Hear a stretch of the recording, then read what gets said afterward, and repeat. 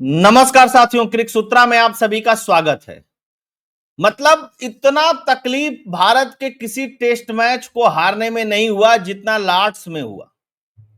Lord test match Bharat हारा, इतना तकलीफ हुआ, इतना दर्द, मुझे तो इतना पेन हुआ, मुझे लगा कि पहले ही हार जाते यार, इतना करीब जा करके हारना। और उससे भी बड़ी बात, इतने धुरंधर यशस्वी जायसवाल, केएल राहुल, शुभमन गिल, ऋषभ पंत, करुण नायर, रविंद्र जडेजा, सबके रहते हुए भी 192 नहीं बना।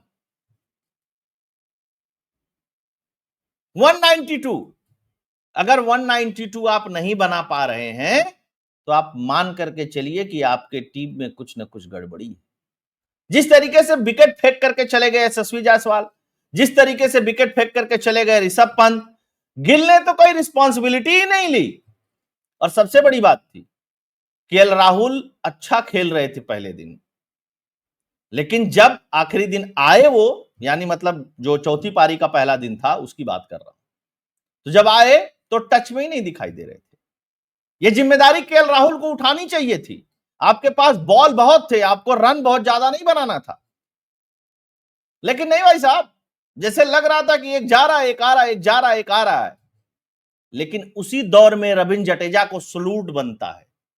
उस बंदे ने जो स्टेमिना दिखाया, जो क्षमता दिखाया, जो अपने बौद्धिकता का, अपने क्रिकेटिंग अंदाज का परिचय कराया, वो बहुत दुर्लभ देखने को मिलता है। आप सोचिए कि बुमराह जहां पे 50 गेंद खेलता है, वहां पे भारत के धुरंधर बल्लेबाज 20 गेंद नहीं खेलते हैं। सिराज इतनी बॉल भी अगर कोई मिडिल ऑर्डर का खेल जाता तब भी ये टेस्ट मैच भारत जीतता। जीता जिताया मैच था। इस मैच में कुछ भी ऐसा नहीं था कि नहीं नहीं नहीं भारत के पकड़ में मैच नहीं था। पूरी तरीके से भारत के पकड़ में मैच था।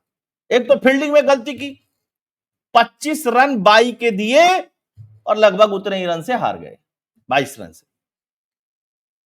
आप अंदाजा लगाइए, सिराज, अब बहुत लोग सिराज को दोष दे रहे हैं कि सिराज को ऐसे करना चाहिए। भाई सिराज की क्या गलती है?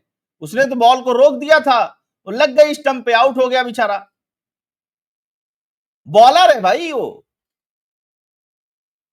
आखिरी में आता है। बैटिंग करने वाले लोग क्या कर रहे थे? वाशिंगटन सुंदर आते हैं, 0 पे चले गए। आपको समझ में नहीं आ रहा था कि यहां रिस्पॉन्सिबिलिटी उठाना है, और भारत आज जीतता तो एक इतिहास रचा जाता। और शुभमन गिल को भी अब यह सोचना चाहिए कि अग्रेशन ठीक है, आप विराट कोहली की तरह दिखाते हैं, लेकिन विराट कोहली रिस्पॉन्सिबिलिटी लेकर के मैच भी जिताते थे। युवराज सिंह का अग्रेशन था तो मैच विनिंग करते थे, मैच जिताते थे। आप अग्रेशन छोड़ करके जो आपका स्वाभाविक गेम है वो खेलिए। अग्रेशन जो बोल रहे हैं अंग्रेज, उनको बोलने दीजिए। आज ये भारत यहां पर 2-1 से आगे होता, अब इंग्लैंड 2-1 से आगे हो। जडेजा ने पूरे इंग्लैंड की बॉलिंग की पोल खोल करके रख दी थी। उनका हर बॉलर थका हुआ नजर आ रहा था, लेकिन भाई साहब दूसरे छोर पे कोई साथ देने वाला तो चाहिए। साथ देने वाला नहीं मिला और नाबाद जडेजा लौट करके आए। थोड़ा सा स्कोर कार्ड पे नजर डालते हैं तो और चीजें समझ में आएंगी। अब देखिए कैसा स्कोर कार्ड है। 181 गेंद खेलता है वो बंदा, 61 रन बनाता है। 53 गेंद खेलता है नीतीश रेड्डी, 13 रन बनाता है। 54 गेंद खेलता है जसप्रीत बुमराह, 5 रन बनाता है। 30 गेंद खेलता है मोहम्मद सिराज, 4 रन बनाता है। आप सोचिए कि ये सारे मिल करके कितने ओवर खेल गए हैं।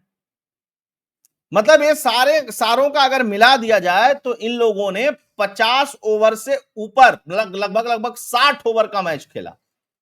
और जो आपके धुरंधर हैं वो लोग 15 ओवर भी नहीं खेल पाए, 90 गेंद भी नहीं खेल पाए। ये स्थिति थी है? मतलब 9 गेंद पे 6 रन। शुभमन गिल आप कप्तान हैं, आप अभी इतना फॉर्म में बल्लेबाजी कर रहे थे, आपकी क्या रिस्पॉन्सिबिलिटी? कुछ नहीं भाई साहब, आए विकेट फेंके चले गए। आकाशदीप की मैं बात नहीं करूंगा, वो भी बंदा शुभमन गिल से ज्यादा गेंदा खेल गया, 11 गेंद खेला।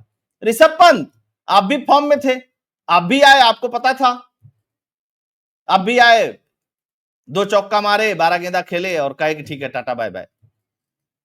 वाशिंगटन सुंदर, अब तो तुम्हें तुम्हारी रिस्पॉन्सिबिलिटी समझ में आनी चाहिए थी, लेकिन नहीं भाई साहब, ये भी कहे अरे तो सब जा रहे हैं तो हम क्यों यहां रहेंगे। लेकिन जडेजा को सलूट बनता है भाई साहब। मतलब पूरी इंग्लैंड पनाह मान गई थी और इंग्लैंड वाले मान लिए थे कि जडेजा अब आउट नहीं होगा हम लोगों से।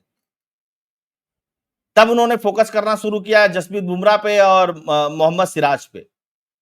अब जसप्रीत बुमराह की भी क्या गलती है, जसप्रीत बुमराह 54 गेंदा खेल जाए बड़ी बात है। हालांकि जसप्रीत बुमराह का सबसे हाईएस्ट स्कोर इसी लॉर्ड्स के मैदान पे 34 रन।